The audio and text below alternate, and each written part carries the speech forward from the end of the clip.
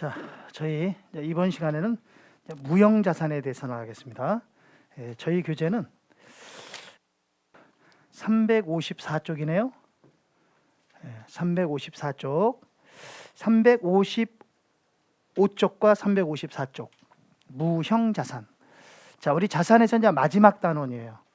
마지막 단원. 여기서는 시험 문제가 한 문제가 나옵니다. 한 문제가 나오는데요. 이론 문제, 이거는 다 이론이기 때문에 거의 이론이라고 보시면 돼요. 계산 문제는 거의 없어요. 있기는 있지만 그래도 이론이 많이 나온다 이렇게 보시면 되고요. 요거는 여러분들이 많이 읽으셔야 돼요. 자, 그래서 우선 무형자산의 개념을부터 정리를 하겠습니다. 개념. 무형자산의 정의입니다. 무형자산이란 무형. 무자가 없을 무자죠? 형태가 없다는 얘기죠? 눈으로 보여, 안 보여? 안 보이죠? 만져져, 안 만져져? 만져지지도 않지. 근데 이게 무슨 자산이야? 그래서 자산으로 하는 거예요. 자, 무형자산이란 물리적 실체는 없어요. 그렇지만 뭐 한다? 식별이 가능하다. 식별이 가능하다는 얘기는 내 거라고 주장할 수 있어야 된다는 얘기죠. 식별 가능한 비화폐성 자산이다. 지난번에 화폐성 자산이다 그래서 틀린 지문으로 한번 나온 적이 있어. 이게 비화폐성이야. 화폐 가치가 고정돼 있지 않아 올랐다 내렸다 합니다. 비화폐성 자산 이렇게 보시면 되고요. 자, 무형자산은 다음을 모두 충족했을 때 인식한다. 무형자산은 언제 자산으로 인식할 수 있냐? 첫째, 식별 가능해야 된다. 여기서 식별이 가능하다라고 하는 것은 분리가 가능하다. 다른 자산과 분리할 수 있다. 분리해서도 독자적으로 경제적 효익을 창출할 수 있다. 식별이 가능하다 이 소리야. 알았죠? 식별 가능해 분리해서 매매 가능하고 교환할 수 있고 또 임대할 수 있고 분배할 수 있다. 그러면 식별이 가능하다는 얘기죠. 예를 하나 들어드릴게요. 예를 하나 들어드리면, 자, 우리 컴퓨터 있잖아요. 여러분들 컴퓨터는 유형이에요, 무형이에요? 유형이죠. 컴퓨터는 형태가 있잖아요. 그럼 컴퓨터는 뭘 갖고 돌려요? 컴퓨터가 돌아가려면 뭐가 필요하지? 그렇죠. 프로그램이 필요하죠. 어떤 사람은 전기가 필요하대요. 미치겠어요. 프로그램이 필요하죠? 전기 꼽는다고 그게 돌아가? 얘기해보는 거야. 컴퓨터는 전기만 꽂으면 돌아가냐? 그게 어딨냐? 그 프로그램을 돌리려면 소프트웨어가 필요하죠? 그죠? 그래서 우리는 컴퓨터를 하드웨어라고 했을 때 그 소프트웨어를 뭐라고 불러? 프로그램 그렇게 부르는 거죠? 그러면 그 소프트웨어와 하드웨어는 별개로 분리해서 매매가 가능하죠? 임대할 수 있죠? 교환도 가능하고 그렇습니까? 그러니까 결국은 소프트웨어라는 자산은 그냥 유형 자산인 컴퓨터와는 별개의 자산으로 보는 거죠. 이게 식별이 가능하다 이렇게 얘기하는 겁니다. 알았죠? 우리가 컴퓨터를 매매할 때 프로그램은 자동으로 따라오는 겁니까? 그러면 이거는 식별이 불가능한 거죠. 컴퓨터를 살 때 프로그램이 자동으로 오는 거다. 그럼 이 프로그램은 컴퓨터에 종속된 거지. 별개의 자산이라고 볼 수 없는 거지. 무슨 말인지 알겠어요? 그러면 안 된다는 거야. 무형 자산은 식별이 가능해야 된다. 이 얘기는 분리해서도 독자적으로 수익을 창출할 수 있어야 한다. 이 소리예요. 알았습니까? 근데 대부분의 무형 자산은 식별 가능하다고. 대부분 다 식별이 가능해. 알았죠? 근데 식별이 불가능한데도 불구하고 무형 자산으로 식별되는 게 하나 있어요. 식별이 불가능해, 걔는요. 그러니까 식별이 불가능하다는 얘기는 분리해서 매매가 된다, 안 된다? 안 된다는 얘기야. 알았습니까? 그게 누구냐면 영어권이 그래요. 뭐라고요? 그래서 영어권이 중요하기는 해요. 영어권이라는 건 쉽게 얘기하면 영업할 수 있는 권리를 말하는 거잖아. 내가 A라는 회사를 인수해. 저 회사가 지금 100억짜리야. 얼마짜리라고요? 내가 지금 저거 살려면 100억 주고 사야 돼? 근데 제가 100억에 안 팔아. 그래서 왜 그랬더니 너 100억인데 왜 100억에 안 팔아? 그러니까 자기네는 장사가 지금 잘 되고 있다는 거야. 근데 내가 왜 100억에 파냐? 600억 주면 팔게 이러는 거야. 그럼 내가 100억을 더 줘야 되잖아. 그게 뭐야? 그게 영어권이라고. 무슨 말 이해 갔습니까? 이해 갔어요? 그러면 내가 예를 들어서 600억을 주고 샀다고 쳐봐. 그럼 내가 100억을 더 주고 산 거죠. 그때 이 100억이 영어권이죠. 요거 이해 갔어요? 그럼 내가 그래. 야, 그럼 너 500이야? 그럼 100억 더, 내가 그럼 100억 주고 네 영어권만 살게. 가능해, 불가능해? 불가능하지. 그건 말도 안 되는 거지. 내가 회사를 사야 그것도 가져오는 거지. 그렇죠? 그러니까 분리가 불가능하죠. 그런데도 영어권은 무형자산에 속합니다. 알았죠? 그렇게 보시면 돼요. 요 식별 가능하다라고 하는 게 무슨 말인지 알겠죠? 식별 가능하다라고 하는 것은 어떤 독자적인 자산과 분리해서 독자적으로 수익을 창출할 수 있을 때 식별이 가능하다 이렇게 얘기하는 거야. 알았습니까? 자, 두 번째. 통제가 가능하다. 당연한 거야. 여기서 통제 가능하다는 얘기는 배타적인 권리, 효율적인 통제권이 있어야 된다. 세봐. 눈으로 보여, 안 보여? 안 보이니까 내가 이걸 통제할 수 없다. 그러면 너도 나도 다 쓴다는 얘기 아니에요? 그럼 말이 안 되잖아요. 통제할 수 있어야죠. 내가 가지고 있는 특허를 제3자가 내 특허를 그대로 모방해서 쓰고 있다. 그럼 나는 가서 제재할 수 있어, 없어? 법으로 제재할 수 있죠? 그래야 된다는 거야. 알았죠? 그 다음에 세 번째는요. 미래의 경제적 효익이 유입 가능성이 있어야 된다. 당연한 거지. 이건 자산이니까. 자산이니까 미래에 돈을 벌 수 있는 능력, 그런 능력을 잠재력이라 그랬잖아요. 잠재력이 있어야 돼요. 그리고 마지막 네 번째는 자산의 금액을 신뢰성 있게 측정할 수 있어야 돼요. 그랬을 때 자산으로 인식할 수 있어요. 알았죠? 무형자산은 형태가 없기 때문에 다른 자산하고는 달라. 다른 자산은 요 3번, 4번만 있으면 돼. 예? 3, 4번만 있으면 돼. 근데 무형자산은 눈으로 보이지 않기 때문에 식별 가능한 그런 조건이 붙어야 돼. 알았어요? 자, 그 다음. 자, 영어권은 식별이 뭐라고? 불가능하다. 그런데도 무형자산에 속하죠? 이해가세요? 자, 모든 무형자산은 식별 가능해야 한다. 그럼 틀리는 거야. 그럼 어떻게 하지 마라. 영어권을 제외한 모든 무형자산은 식별 가능해야 자산으로 인식할 수 있다. 그래야 옳은 지문이 돼. 알았죠? 됐습니까? 자, 그럼 무형자산에 대한 분류. 무형자산은 어떻게 분리할 거냐? 무형자산은 크게 두 가지로 분리해. 하나는 법적 권리, 하나는 영업상 권리. 이렇게 두 가지로 분류합니다. 대부분의 무형자산은 법적 권리로 돼 있어요. 법률적 권리로 돼 있습니다. 그래서 법률상 권리, 재산권, 특허권, 상표권, 개발비 등등 이런 것들이 법적으로 제재를 내가 할 수가 있던 거죠. 다른 사람이 모방을 하면 법적 권리야 이게. 알았죠? 자, 영업상 권리가 있어요. 영업상 권리는 영업권하고 임차권리금. 이 임차권리금은 우리 흔히 일반인 사람들이 많이 쓰는 거죠. 우리 사무실 하나 얻으려면 어떻게? 피조해야 된다 그런 얘기하죠. 그게 임차권리금이야. 임차보증금하고 달라. 이 임차권리금은 살고 있는 사람을 내보내고 내가 그 사람한테 권리금 줘서 보내는 거지. 그게 이 권리금은 주인한테 내가 돈 달라고 보장할 수 있어, 없어? 없어요. 없어요. 영어권도 마찬가지야. 너 장사 잘 되는 줄 알고 내가 너한테 100억 더 주고 샀는데 너 장사하는 거 보니까 개판이다. 다시 100억 돌려주라. 영업 안 된다. 이럴 수 있어, 없어? 보호를 못 받는다는 거야. 그래서 이 영어권은 미래의 경제적 효익의 창출 가능성이 조금 정확하다. 꼭 있어야 한다라고 할 수 없다라는 거지.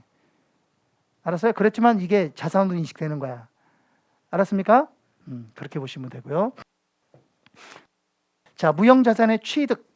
무형자산의 취득은 유형자산과 똑같다고 생각하면 돼요. 개별취득. 개별취득은 뭐야? 구입원가에다 부대비용 더하는 거죠? 취득원가는 어디까지를 취득원가로 하면 돼? 무형자산을 취득해서 사용 가능한 상태가 될 때까지를 취득원가로 보는 거예요. 알았죠? 사용 가능한 상태가 된 이후에는 더 이상 원가를 인식하지 않는다. 누구야? 2세1 완초. 알았죠? 2세1 완초. 그건 무형자산 원가로 인식하는 똑같아요. 두 번째, 사업결합에 의한 취득. 사업결합이라는 건 뭐야? A라는 회사가 B라는 회사를 사는 거죠. 그죠? 그때 A라는 회사가 B라는 회사를 인수할 때는 항상 어떤 금액으로 인수하냐? 공정가치로 합병하는 거야. 장부금액으로 하면 안 됩니다. 공정가치를 가지고 합병하는 거야. 알았죠? 공정가치로 합병한다. 이렇게 보시면 되고. 자, 정보보조금에 의한 취득. 이게 지난번에 했었죠? 정보보조에 의한 취득. 두 가지잖아요. 뭐예요? 정보보조금을 자산에서 직접 차감하고 계산하는 방법, 자산차감법. 그리고 정부보조금을 수익으로 이연시키는 방법, 이연수익법. 두 가지 방법이 있는 거야. 그 다음 세 번째는 교환에 의한 취득. 이것도 두 가지잖아. 다 똑같아. 교환, 그럼 뭐야? 상업적 실질이 결여된 경우, 그때는 장부금액을 취득원가로 한다. 상업적 실질이 있다. 이때는 공정가치를 취득원가로 한다. 똑같아. 교환이 나오면 뭐 해라? 윙크하세요. 이거랑 같은 거야. 알았죠? 다 똑같아. 자, 요게 제일 중요합니다. 무형자산은 이게 제일 중요하다고요. 유형자산과 다른 점이 요거예요. 내부 창출에 의한 취득. 내부 창출이라는 건 뭐예요? 유형자산은 내부 창출이 가능해요. 근데 무형자산은 내부 창출이 되는 자산이 있고 내부 창출이 안 되는 게 있고 그렇다고. 알았습니까? 내부 창출이라는 말이 무슨 말이야? 말 그대로 내부적으로 자산을 만드는 거죠. 창출하는 거야. 알았어요? 그래서 내부 창출에 의한 취득. 자, 내부 창출을 하면 내부 창출이 가능한 것은 특허권 개발비. 이런 거는 다 일반적으로 내부 창출을 해. 자, 생각해봐. 우리 회사에 제품을 만드는데 제품을 만드는 특허를 내가 다른 사람한테 가서 사서 쓰냐? 어떡하지? 특허는 내가 연구 개발에 의해서 특허를 만들어내는 거 아니에요? 그럼 내부 창출하는 거잖아. 그게 가능한 거야. 알았죠? 네, 특허권이나 개발비는 내부 창출이 가능하다. 알았습니까? 자, 근데 내부 창출이 안 되는 게 있어요. 이게 중요한 거예요. 내부 창출이 안 되는 게 중요하다. 내부 창출이 안 되는 거. 대표적인 게 누구야? 영어권. 영어권은 내부 창출이 안 돼. 자가 창출이 안 되는 거야. 자기가 스스로 우리 회사가 다른 회사에 비해서 뭐 이익을 월등히 많이 내니까 니네 회사에 비해서 내가 뭐 100만 원 정도는 영어권이 있을 수 있다. 이렇게 창출하면 안 된다는 거야. 알았어요? 내부 창출 안 됩니다. 자, 고객 목록, 브랜드 가치, 출판 표제, 제호 이런 것들은 내부 창출이 안 돼요. 그럼 얘네들은 언제 자산으로 인식할 수 있냐? 얘네들은 딱 한 가지야. 자산으로 인식하려면 돈 주고 사야 돼. 뭐 하고 산다고요? 돈 주고 사야 돼. 알았죠? 돈 주고 사면 그거는 자산으로 인식할 수가 있어. 무상취득은 안 돼. 무상취득은 자산으로 인식하지 않아. 알았죠? A라는 회사의 브랜드를 내가 여기 봐봐요. A라는 회사의 브랜드를 1,000만 원 주고 샀다. 그러면 그 A라는 회사의 브랜드가 자산이 되는 거야. 그럼 1,000만 원이야 그거는. 알았어요? 그리고 이후에 들어가는 건 다 비용이야. 브랜드 샀는데 뭐 이거를 뭐 브랜드 가치를 올리기 위해서 뭐 비용이 좀 얼마 들어갔다. 그거 다 비용이야. 취득한 금액만 자산이 되는 거야. 그 이후, 취득 이후에 발생하는 건 다 비용이 돼. 알았어요? 됐죠? 고객 목록 이런 건 다 비용 처리한다. 이렇게 보시면 돼. 근데 우리가 내부 창출을 하게 되면 어떨까요? 내부 창출을 하게 되면 아무래도 신뢰성이 많이 떨어질 수 있겠죠. 자산의 가치를 우리 회사가 직접 만들어 쓰는 거잖아요. 그렇죠? 그래서 내부 창출을 하는 데는요, 단계를 거쳐야 돼요. 단계를 꼭 거쳐줘야 됩니다. 알았죠? 어떤 단계가 있느냐? 단계는 두 가지 단계가 있어요. 내부 창출의 단계는 아이고야, 영어권은 내부 창출이 안 됩니다. 자, 단계는 두 가지 단계가 있다. 내부 창출에는. 자, 우선 여러분들 한번 물어보는 거야. 연구를 먼저 해, 개발을 먼저 해? 연구가 먼저야, 개발이 먼저야? 연구를 해야 개발하는 거지. 연구도 안 하고 개발하면 다 그거 버리는 거지. 그지? 만들다 다 버리는 거야. 재료 다 사서 만들어 갖고 다 버리는 거야. 그러니까 어떻게 해야 돼? 연구를 먼저 하는 거야. 그래서 내부 창출 단계에는 가장 먼저 하는 게 연구 단계야. 알았습니까? 이때 연구 단계에서 지출된 비용은 전부 다 비용이에요. 연구 단계에서 지출된 비용은 다 뭐라고요? 그건 자산으로 볼 수 없어요. 다 비용입니다. 그래서 발생 즉시 연구비, 비용으로 인식한다. 따지지 마라. 연구 단계에서 지출한 건 다 비용이다. 그럼 연구 단계가 어떤 거냐? 자, 여기 봐봐요. 연구 단계는 머리로 하는 겁니까? 몸으로 때우는 겁니까? 빨리 대답해봐. 연구는 머리로 하는 거야? 몸으로 때우는 거야? 몸으로 때우는 거는 자신 있어. 그죠? 체력이 좋으니까. 연구 단계는 머리로 하는 거예요. 그러니까 문제를 딱 봤을 때 어려워. 이게 문제 단어가 딱 나오잖아. 그럼 그 단어가 이건 머리로 해야 된다? 아, 이거는 몸으로 때울 수 있다, 이런 거라고. 알았어요? 그럼 봐봐. 과학적인 지식을 연구하는 활동.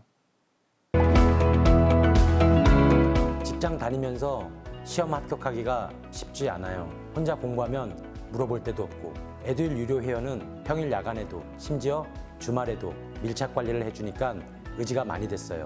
에듀윌은 합격의 지름길입니다. 연구야 개발이야. 과학적인 지식을 연구하는 활동, 탐색하는 활동.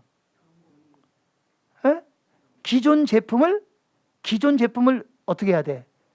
응용을 해야 되잖아. 그래야 연구가 될 거 아니야.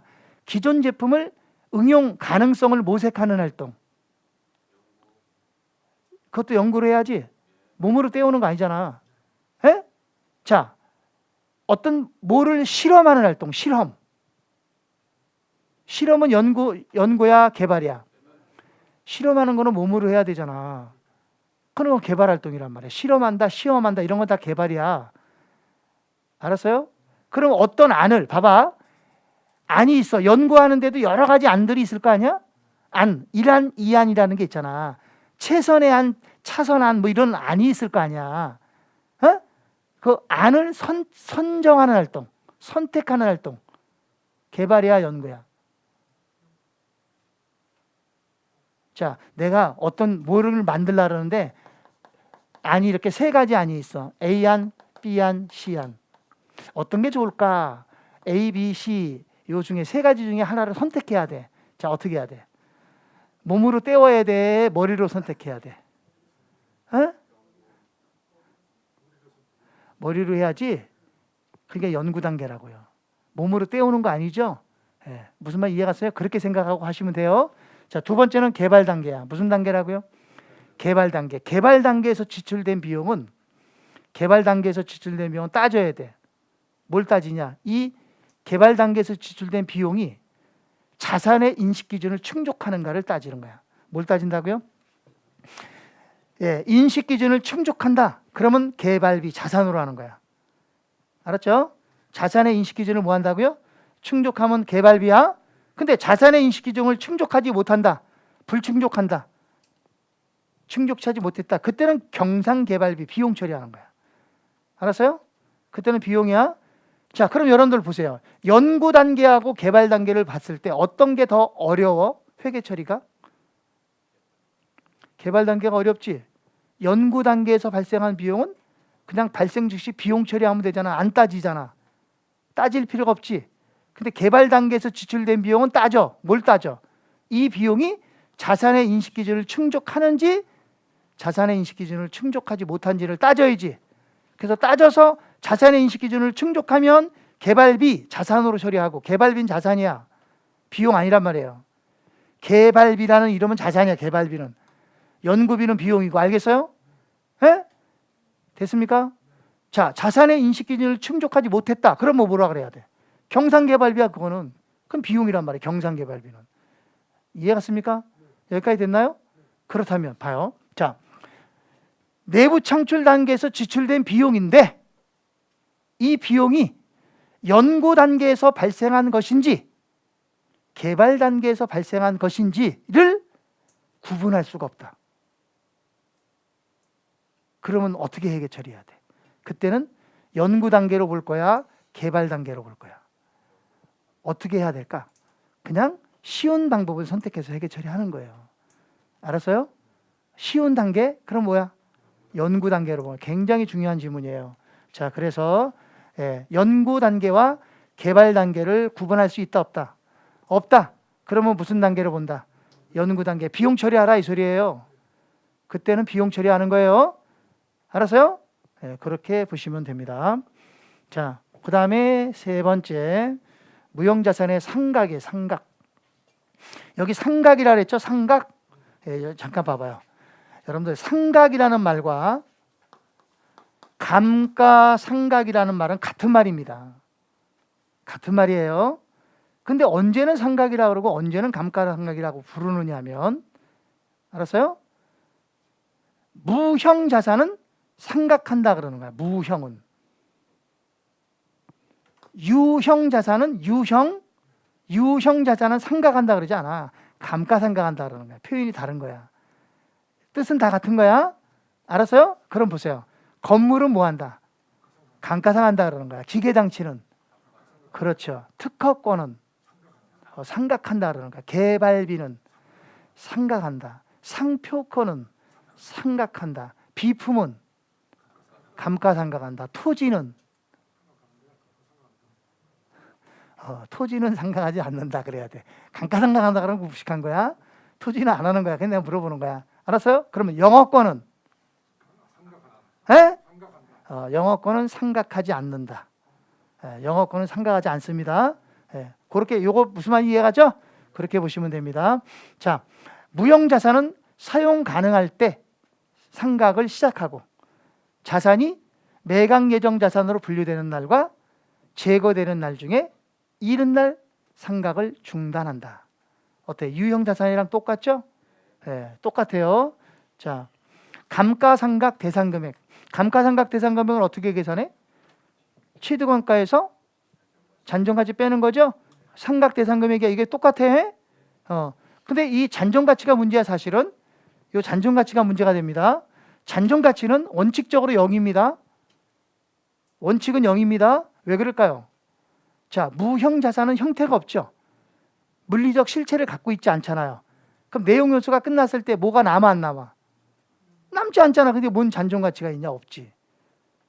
종이쪽지 하나 남잖아. 권리증. 뭔 돈이 돼? 그러니까 원칙적으로 없는 거예요. 그렇지만 예외적으로 인정하는 경우가 있어요. 예외적으로 인정되는 경우가 있습니다. 알았죠? 그러니까 무조건 무형자산은 잔존가치가 무조건 없다 그러면 틀리는 거야. 원칙적으로 0이다. 이건 맞는 거야. 무슨 말 알겠죠? 언제 인정되느냐? 자, 내가 가지고 있는 특허권이 있어. 근데 이 특허권은 사용할 수 있는 기간이 정해져 있지. 특허청에서 정해줘. 내가 갖고 있는 이 분필을 만드는 특허가 있어. 요거 내가 10년 쓸 수 있어.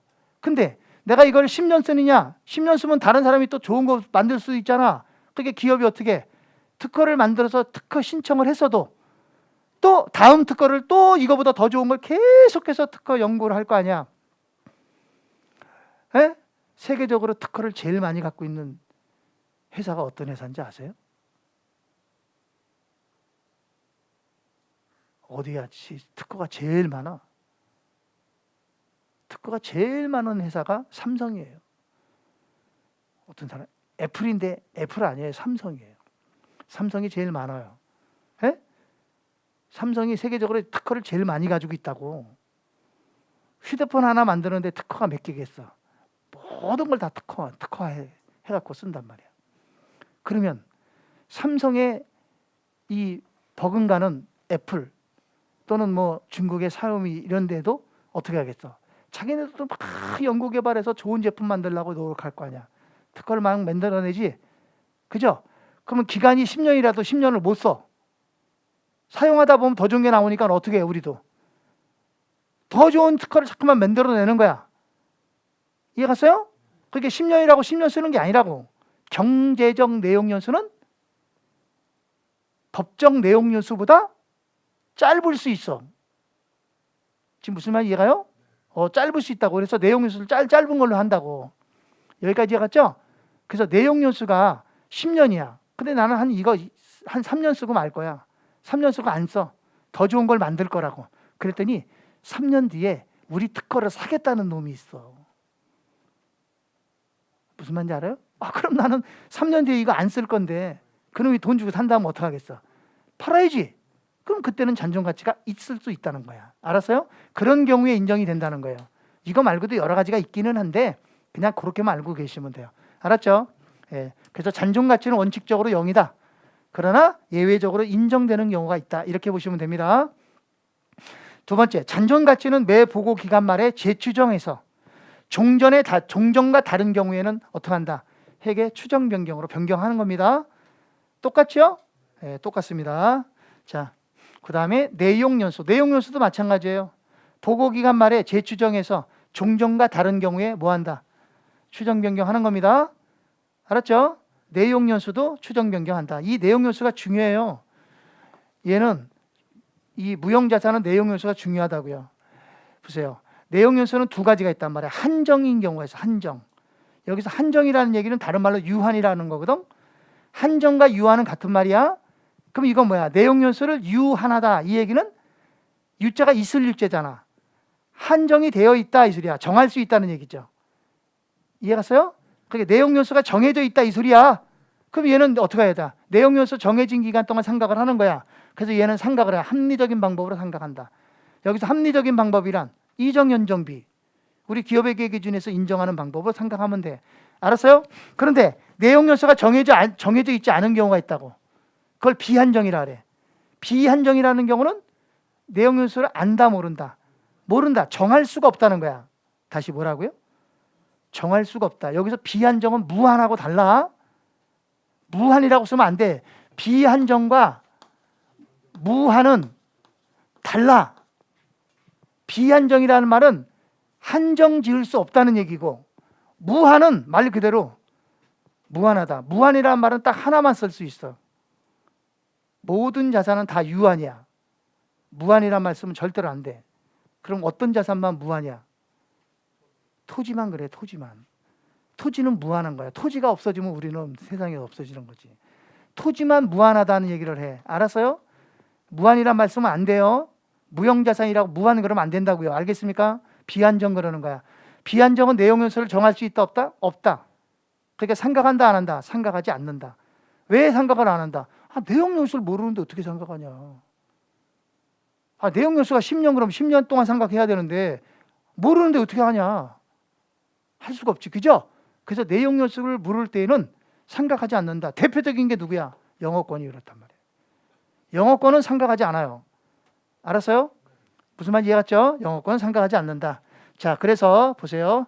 내용 요소가 비한정이 뭐로? 비한정이 유한으로 변경됐죠? 그럴 수 있죠. 처음에 우리가 취득했을 때는 내용 요소를 알 수가 없었어요. 그런데 이게 지나면서 내용 요소가 정해지는 거죠. 내용 요소가 뭘 한다고요? 정해진다고. 이해갔습니까? 됐어요? 그러면 그때는 삼각을 하는 거야. 자, 봐봐. 여기 봐봐. 자, 여기서 취득을 했어. 취득 당시 비한정이야.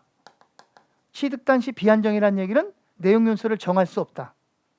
1년이고 2년이고 10년이고 20년이고 30년이고 쓸 수 있다는 얘기죠. 그죠? 이렇게 한번 정해지면 결산 때마다 이걸 어떻게 해야 돼? 재검토를 꼭 해야 되는 거야. 비한정이라고 끝까지 비한정이 아니거든. 재검토를 했어. 그랬더니 뭐야? 비한정이야. 그러면 삼각해 안 해? 안 해. 또 1년 지났어. 또 검토를 해. 아직도 비한정이냐? 아직도 비한정이야. 그럼 이거 삼각해 안 해? 안 해. 또 1년 지났어. 말일날 또 검토해. 그랬더니 내용 요소가 정해졌어. 그럴 수 있잖아요. 몇 년? 5년. 몇 년이라고요? 5년. 그럼 지금부터 몇 년 동안? 5년 동안 뭐 해야 돼? 삼각을 해야 되는 거야. 이걸 한정됐다 그래. 그럼 여기서부터 삼각하는 거야. 그전에는 삼각 안 하는 거고. 알았어요? 그러면 비한정이 한정됐죠? 바뀌었죠? 이런 걸 무슨 변경? 추정 변경이라고 한다고. 추정 변경. 내용 요소가 변한 거야. 알았어요? 이렇게 자산이 여러분들이 비한정인 자산이 좋은 거야? 한정인 자산이 좋은 거야? 비한정이 좋은 거야. 한정은 거기까지밖에 못 쓰잖아. 비한정은 계속해서 쓰는 거잖아. 한정될 때까지. 그게 비한정이 좋은 거야? 그게 결국 비한정인 자산이 한정인 자산으로 변경이 되면 이거는 자산이 뭐 된 거나 마찬가지야. 가치가 떨어진 거나 마찬가지라고. 손상이 된 거나 마찬가지야. 알았습니까? 그래서 두 번째, 비한정 내용 요소가 한정인 내용 요소가 되는 경우는 뭐다? 손상이 인식되는 경우야. 자산 가치가 떨어진 걸로 보는 거예요. 알았습니까? 됐어요? 그 다음, 내용 요소는 법적 내용 요소와 경제적 내용 요소 중에 어떤 거다? 짧은 기간으로 정하는 거야. 긴 기간으로 정하면 안 돼요. 이거 우리 시험에만 나와서 긴 기간, 틀린 점으로. 긴 기간으로 하는 게 아니라 짧은 기간이야. 봐봐. 법적인 내용 요소가 10년이야. 근데 경제적 내용 요소는 3년밖에 안 돼. 그럼 몇 년으로 정하는 거야? 3년. 알았죠? 거꾸로야, 거꾸로. 얘는 10년인데 얘가 15년이야. 그럼 어떻게 해야 돼? 10년으로 정하는 거야. 그리고 10년이 지난 뒤에는 어떻게 하면 돼? 특허청에 가서 내용 요소 연장 신청을 하면 되는 거야. 알았어요?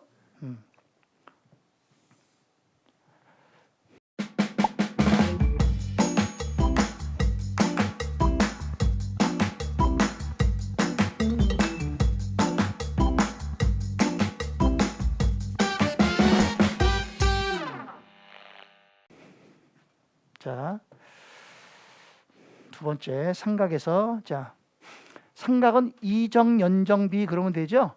이정연정비가 뭔지 알죠? 상각하는 방법을 얘기하는 거예요.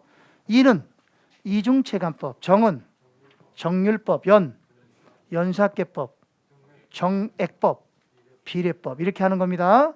자, 그래서 세 번째 상각 방법이에요. 상각 방법은 합리적인 방법으로 하면 돼요. 무슨 방법이라고요? 합리적인 방법으로 한다. 자, 합리적인 방법을 적용한다. 여기서 합리적인 방법이란 이정연정비를 말하는 겁니다.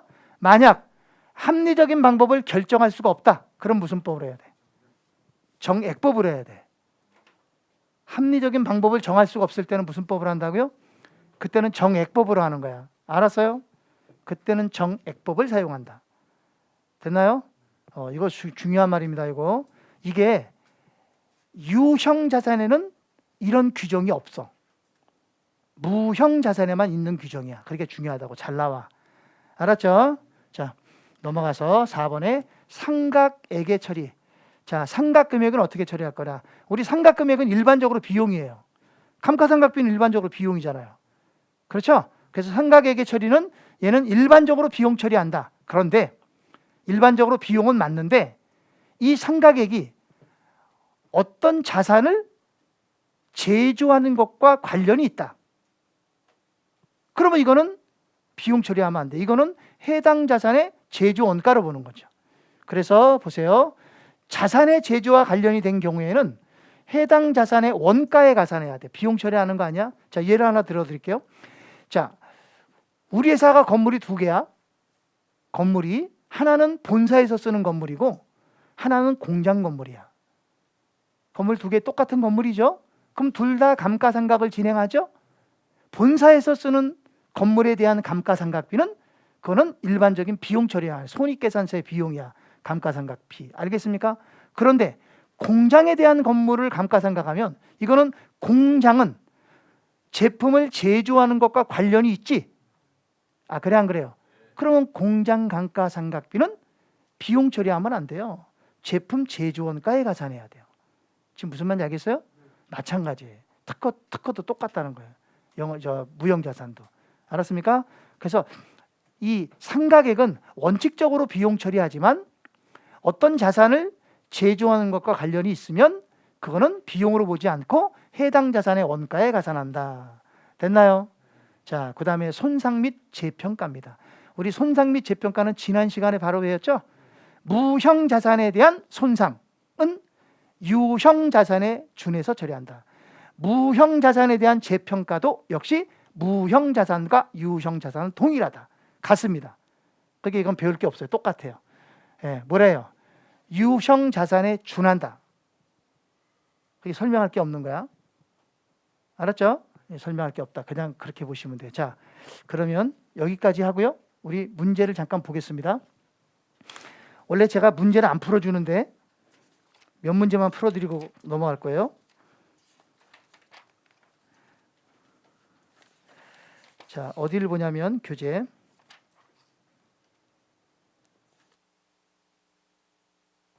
자, 365쪽에 문제 3번이에요. 365쪽에 문제 3번입니다. 다음은 한국의 2001년 연구 및 개발활동 지출 내역이다.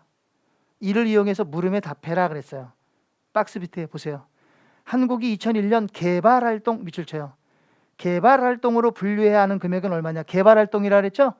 그럼 박스에 보면 네 가지 사항이 있잖아. 요 네 가지 사항을 읽어보고 이거를 머리로 해야 될 건지 아니면 몸으로 때워야 될 건지를 판단하면 돼. 그 판단이 안 된다. 그러면 대충 찍으면 되고. 알았죠? 자, 갑니다. 첫 번째, 새로운 지식을 얻고자 하는 활동. 연구 활동이죠? 머리로 해야 돼 이거. 그러면 거기 연구라고 써요. 연구. 그 다음 두 번째, 생산이나 사용 전에 시제품 또는 모형을 제작하는 활동. 이건 손으로 해야 되잖아. 그러면 손으로 하는 건 몸으로 하는 거 아니야? 그러니까 이건 개발 활동이야. 그 다음 세 번째, 상업적 생산 목적으로 실현 가능한 경제적 규모가 아닌 뭐야? 시험 공장을 건설하는 활동.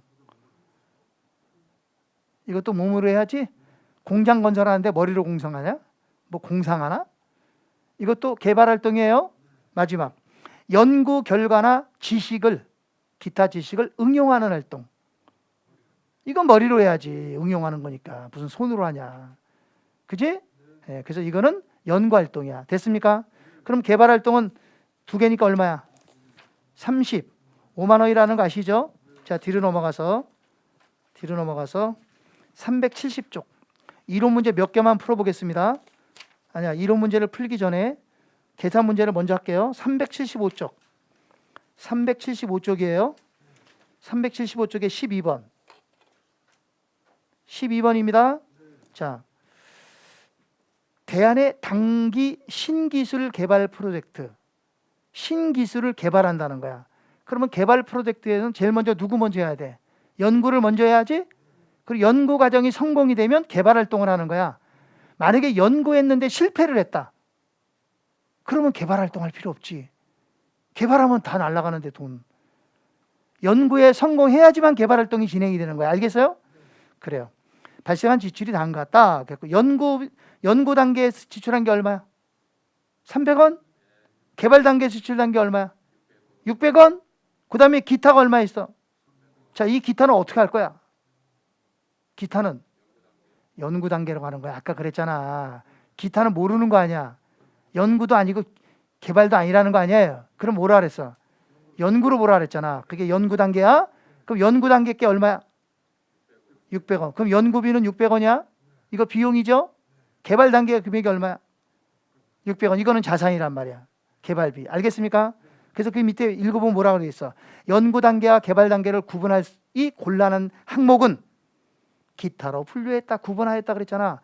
연구 단계와 개발 단계로 구분이 곤란한 항목은 기타로 구분했다며. 그럼 이 기타는 연구 단계로 보는 거지. 그렇죠? 예. 자, 그래서 문제에서 물어본 거 뭐뭐 물어봤어? 단기의 비용으로 인식할 금액은 얼마고, 예?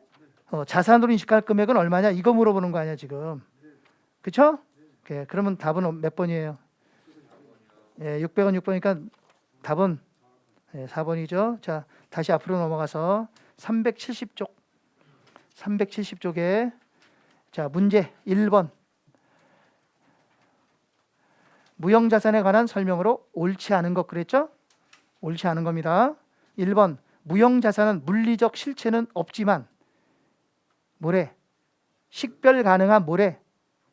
화폐성 자산이다. 틀렸잖아. 내가 아까 그랬죠? 요 지문 나왔었다고. 여기 22회 때 나왔네 보니까. 비화폐성 자산이다 그래야 되는 거야. 됐죠? 자, 그 다음 2, 3, 4, 5번은 지금 빨리 읽으세요.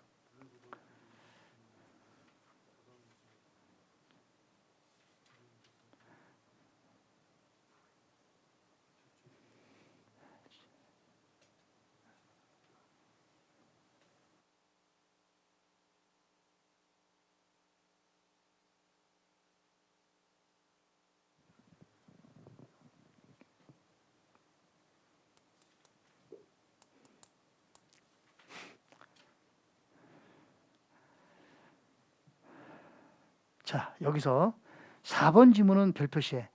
4번 지문은 우리 시험에 참 많이 나왔어요. 한 번은 옳은 지문으로, 한 번은 틀린 지문으로 아주 잘 나옵니다. 이게 4번 지문만 읽어볼게요. 최초 비용으로 인식한. 그러니까 최초에 이미 비용 처리했다는 거예요. 무형 항목에 대한 지출은 그 이후에 무형자산의 원가로 인식할 수 없다. 맞았어요. 이미 비용으로 인식을 해버렸잖아. 근데 지금에 와서 그걸 끄집어내서 자산으로 인식하면 안 되지. 그게 뭐 옳은 지문이야? 예, 이게 중요합니다. 됐나요? 그 다음에 나머지는 다 설명한 거니까 넘어가겠습니다. 2번 보세요. 연구 개발 활동 중에 무슨 활동? 개발 활동에 해당하는 걸 골라라 그랬잖아. 그럼 개발 활동은 뭐라 그랬어? 그치? 이거는 손으로, 몸으로 때우는 거지. 몸으로 때우는 거야. 자, 1번. 새로운 지식을 얻고자 하는 활동. 연구. 두 번째, 생산이나 사용 전에 시제품과 모형을 설계, 제작, 시험하는 활동. 이거는 개발이야. 연구가 아니야. 시제품을 만드는 거잖아. 설계하고 이러는 거잖아. 제작하자, 제작. 만든다는 거 아니야? 그럼 이게 개발 활동이지. 그죠? 그럼 답은 2번이 답이에요. 그럼 3번 읽어봐. 3번 뭐라 그랬어? 연구 결과나 기타 지식을 탐색하고 평가하고 최종 선택하고 응용하는 활동. 이건 머리로 하는 거지. 머리가 좋아야 이런 게 잘 될 거 아니야? 4번 쭉 읽어봐. 그게 보면 뭐라고 했어? 여러 가지 대체안 밑줄쳐요. 여러 가지 대체안을 탐색하는 활동. 이것도 몸으로 배우는 게 아니잖아. 머리로 탐색하는 거지. 생각을 가지고 해야 되는 거 아니야. 생각. 됐어요? 네, 그 다음 5번. 5번도 쭉 읽어보면 맨 뒤에 보면 뭐라고 돼 있어? 최종, 밑줄쳐. 최종 선택하는 활동. 정하는 거잖아요. 그거는 어떻게 해요? 머리로 하는 거란 말이야. 알았습니까? 네, 4번 보세요. 4번에 뭐래? 옳은 거 찾으라 그랬죠? 옳은 거예요. 자, 내부적으로 창출한 영어권은 자산으로 인식할 수 있다. X. 없다. 영어권은 내부적으로 창출 안 됩니다. 2번. 무형자산은 당해 자산의 법률적 취득 시점부터 합리적인 기간 동안 상각한다. 틀렸지? 어디가 틀렸는데? 법률적 시점 그래서 틀린 거야. 법률적 취득 시점부터면 안 돼. 뭐야? 사용 가능한 시점부터. 다시 뭐라고요? 사용 가능한 시점부터 상각한다고 그렇게 얘기했잖아요. 아, 그래 안 그래요? 그럼 언제 상각을 중단합니까? 매각 예정 자산으로 분리되거나 장부에서 제거되거나 둘 중에 빠른 날 중단한다 그랬죠? 그럼 언제 상각은 시작한다고? 사용 가능할 때부터 시작한다고. 알겠어요? 근데 여기 뭐라 그랬어? 법률적 취득 시점부터 합리적인 기간 동안 상각하라는 게 틀린 거지. 자, 3번. 물리적 형태가 없다는 점에서 유형자산과 다르다. 여기까지는 맞았어. 근데 손상차손 대상이 아니다. 틀렸지. 손상차손 대상이다. 손상 다 되는 거예요. 손상 다 됩니다. 자, 4번. 무형자산은 정액법 또는 생산량 비례법으로만 상각해야 한다. 틀렸어. 어떻게 해야지? 합리적인 방법으로 상각한다. 이러면 되는 거야. 합리적인 방법으로 상각하면 되는 거야. 그게 누군데? 이정, 연정비 다 되는 거야. 그 다음 5번. 5번 빨리 읽어봐요. 뭐가 틀렸나?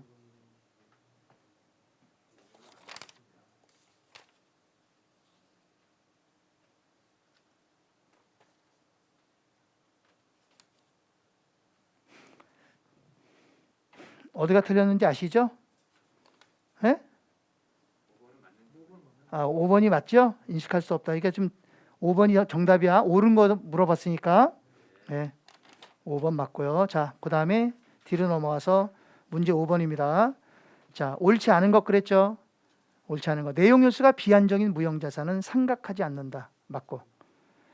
무형자산은 미래의 경제적 효익이 기업에 유입될 가능성이 높고 원가를 신뢰성 있게 측정 가능할 때 인식한다. 맞죠? 경제적 효익의 유익 가능성 높고 금액을 신뢰성 있게 측정할 수 있을 때 인식한다. 맞고. 3번. 무형자산의 손상사조는 장부 금액이 해수 가능가액을 초과하는 경우에 인식하며 해수 가능가액은 순공정가치와 사용가치 중 큰 거 작은 거 큰 금액이다. 맞죠? 맞아? 그 다음 4번. 내부적으로 창출된 영업권은 무형자산으로 인식한다 안 한다? 안 한다. 맞지? 그럼 5번이 틀렸어. 왜 틀렸는가 빨리 찾아봐요.